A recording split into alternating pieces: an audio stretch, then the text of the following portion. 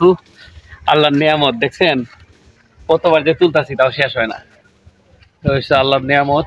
ওই যে দেখেন, এদিকে দেখাও, দেখেন কি পরিমাণ হয়েছে, খালি সর আঙ্গুরের মতো। হ্যাঁ, অনেকগুলো এই যে বাতি হয়ে যাইতেছে, এই যে বাতি হয়ে গেছে না, এই যে নরম হয়ে যাচ্ছে, এই যে নরম হয়ে যাচ্ছে, এই যে গুলা টেম টেম বাইরে আছে। হ্যাঁ, এই যে এগুলা, এই যে একদম বাতি হয়ে গেছে অলরেডি। বাতি ডেট ফেল। খেয়াল করি নাই তো, ওই ফাঁকে দিয়ে কামড়া হয়েছে। যাই হোক, যেগুলা মোটামুটি আবাতি আছে এগুলা তুলে ফেলতেছি খাওয়ার জন্য। মানে আমার আম্মু আসছে তো, আম্মুরে দিয়ে দিব। এই দেখেন ভাই, অর্ধেক মূল্য অর্ধেক কৃষক। অর্ধেক মোল্লা অর্ধেক কৃষক।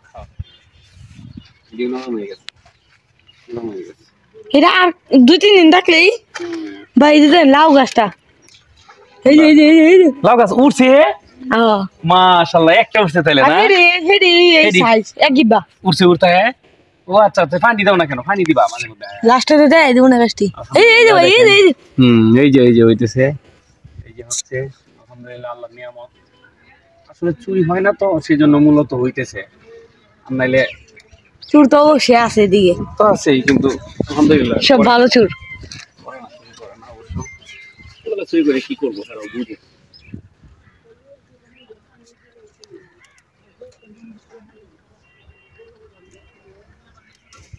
আল্লাহ,